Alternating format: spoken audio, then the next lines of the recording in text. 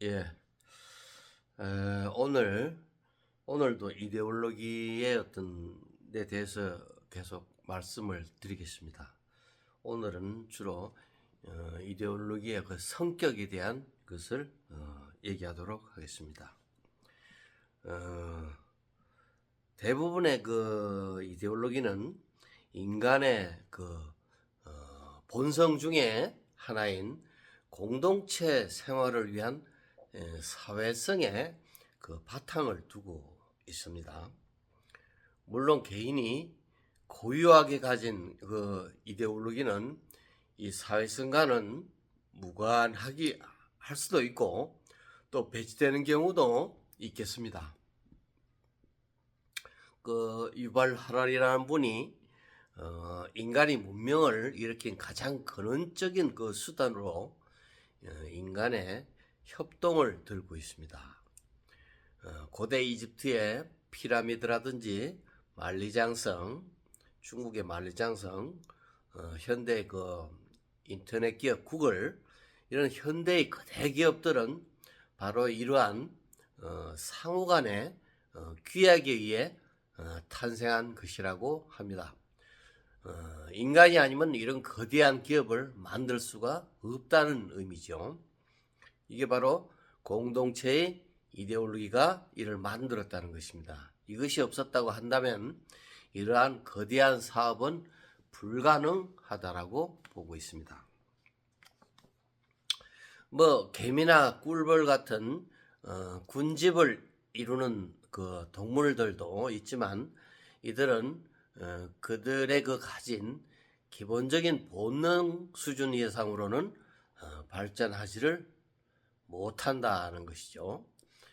하이에나나 원숭이 같은 군집성 동물의 경우에도 대략 100여 마리가 그들의 그 어떤 협동을 할 수 있는 한계를 이룬다고 합니다.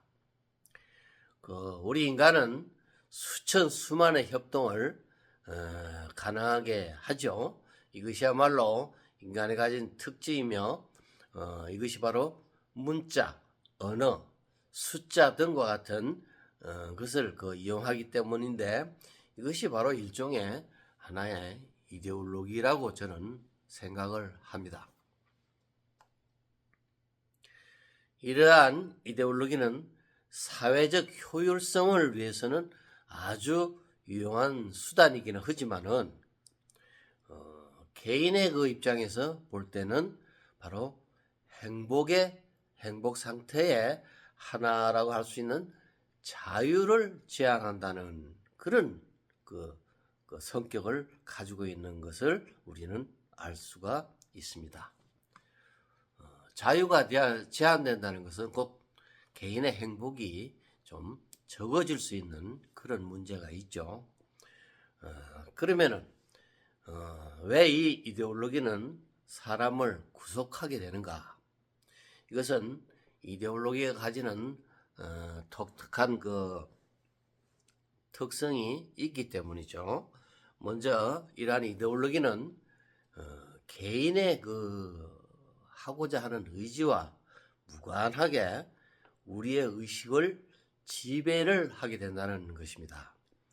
물론 자신의 의지에 따라서 사회적 이데올로기를 자신의 정체성으로 수용하는 사람도 있고 또 배척하기도 하고 체화를 스스로 하는 그런 경우도 있겠습니다만은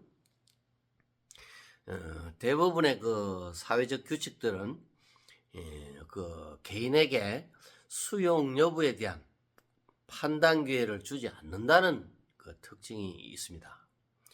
즉 국회가 제정하는 법률에 대해서 내가 허락 여부와 무관하게 나에게 적용되는 것이죠. 또한 부모를 공경하라는 예의도 마찬가지입니다. 이것이 나의 의사와는 관계없이 나에게 이데올로기가 됩니다. 이에 대해서 키에르케고르는 이런 얘기를 했죠. 왜 아무도 내 생각을 물어보지도 않고 이 세계의 규칙과 제약을 알려주지도 않고 강요를 하는가? 이렇게 한탄한 것이 있습니다. 이것이 바로 일종의 사회의 이데올로기는 나의 의사와 무관하게 나에게 수용이 되는 그런 형태를 가진다. 이처럼 사회 이데올로기는 나를 제약하면서 자유를 억압하는 그런 특성을 가집니다. 부모는 물론 주변인이나 마을 공동체, 학교, 국가라는 것은 내가 모르는 사이에 지향하는 것, 내가 지향하는 것, 행동, 가치관 이런 것들을 내 주입해서 나의 어떤 생활 기준으로 강요하는 것입니다. 우리는 사실 주체적으로 산다고 생각을 하지만은 실은 세상의 이데올로기를 이유 없이 실천하고 살아가는 것이 아닌가 하는 생각도 듭니다. 그래서 이런 상황에 대해서 이런 말이 있죠. 이데올로기 바깥에서 벌어지는 일은 실은 내 안에 이데올로기 안에서 벌어지는 것이다 라는 말은 바로 내가 이데올로기에 따라 아무런 판단 없이 이데올로기를 신봉하고 추종하는 것을 말하는 것입니다. 또한 이러한 사회적 이데올로기는 개인에게는 권력으로 작용한다는 것이죠. 사회적 규범들은 준수를 강요함으로써 개인의 정체성을 제한하거나 변경을 요구하기도 하며 활동에 대한 시각에 영향을 미쳐서 이를 추종케 하고 수동적 자세를 강요하는 것이다.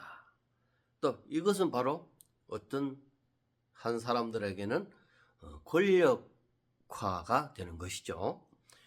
히틀러가 아리아인 외익 인종에 대해서 증오를 보이는 것도 온 국민의 입장에서는 하나의 권력이 됐다라고 할 수 있겠습니다.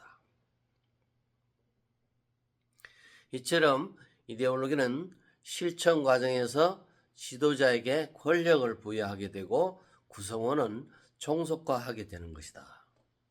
이런 과정은 투쟁심을 부추기게 되고 사회를 이원적 사고로 바라보게 함으로써 심할 경우에는 극단적 사고를 야기한다. 역사적으로 수많은 갈등과 전쟁이 일어나는 것은 이러한 이데올로기가 낳은 산물이라고 해도 과언은 아니다. 이런 사회적 이데올로기는 이데올로기를 만든 권력자의 권위를 피동적으로 받아들이더라도 시간이 지나고 나면은 개인에게 체화되고 크고 작은 개인의 신념으로 자리 잡게 된다. 이것은 또한 남에게도 따를 것을 강요하게 하는 그런 권력이 된다는 것입니다. 이러한 많은 이데올로기는 개인에게 정당성이나 합리성을 판단할 겨를이 없이 추종토록 하는 것으로서 사람들이 모방적 인간이 되도록 하는데 가장 큰 영향을 미치는 요소라 하겠습니다. 잘하는 주체적 공간에 수련이 부족하고 하다면은 타자의 가치관이 쉽게 침투하게 되어 모방적 인간을 만들죠.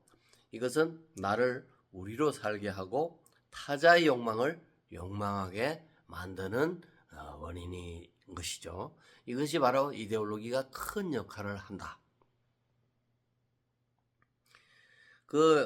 이와 같이 이데올로기의 그 합리성이나 타당성, 정당성과는 무관하게 권력화가 된 이데올로기를 지키지 않는 것은 사회적인 위협으로 간주됨으로써 타자의 눈총을 사게 되고 개인의 입장에서는 불편, 불안, 두려움을 갖게 된다.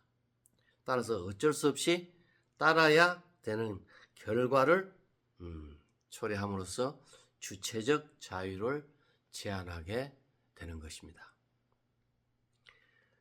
최근에 그 이데올로기로 인한 마스크 착용, 코로나로 인한 마스크 착용이 대표적인 이데올로기 현상의 하나라 할 수 있습니다. 기차 안에서 마스크를 쓰지 않는 사람은 욕설을 듣게 되거나 심지어 폭행을 당하는 사례가 바로 이데올로기가 권력이 된 사례의 대표적인 것이라 할 수 있겠습니다. 이런 속성을 보면은 우리는 자신의 행복을 위해서 지금까지 당연시한 자신이 가지고 있는 그 이데올로기에 대해서 그 본질이나 정당성을 다시 한번 생각해 봐야 할 것이며 근본적 회의를 할 필요도 있습니다. 이러한 이데올로기는 깊이 빠지면 빠질수록 자신의 행복을 망가뜨리는 가능성이 커집니다. 이데올로기가 강하다, 준수한다는 그런 뜻은 꼭 하여야 한다는 것을 말하는 것이죠. 행복 방정식에서 기대가 크면 그만큼 고통이 클 수 있다는 논리와 같이 이데올로기가 강하다는 것은 어떤 수단을 써서라도 이데올로기를 꼭 따라야 한다는 것을 말하죠. 이 경우는 당연히 감정 출혈이 클 수밖에 없을 것입니다. 자연보호를 한다는 명목으로 소포폭탄으로 다수의 과학자를 살상한 유나바마 사건, 강한 사회주의자인 체게바라의 삶, 기독교 성지를 구하기 위한 십자군 전쟁, 젊은이들의 모태똥 숭배, 이것은 이데올로기에 깊이 빠진 대표적 사례인 것이죠. 이런 사고가 지금 생각하면 얼마나 허망하고 환상에 지나지 않았던 것인가를 우리는 알 수가 있습니다. 이것이 그들 개인의 행복에 득이 되었는지 의문이 들 수가 있는 것이죠. 이런 큰 신념이 아니더라도 제사를 꼭 지내야 한다든지 무슨 수를 써서라도 돈을 벌어야 한다. 나는 농사 외에는 할 수 있는 일이 없다. 이런 모든 생활 기준은 얼마든지 재검토가 될 때 당신은 유연한 인생을 살 수 있을 것입니다. 이제 우리는 자신의 이데올로기에 대해서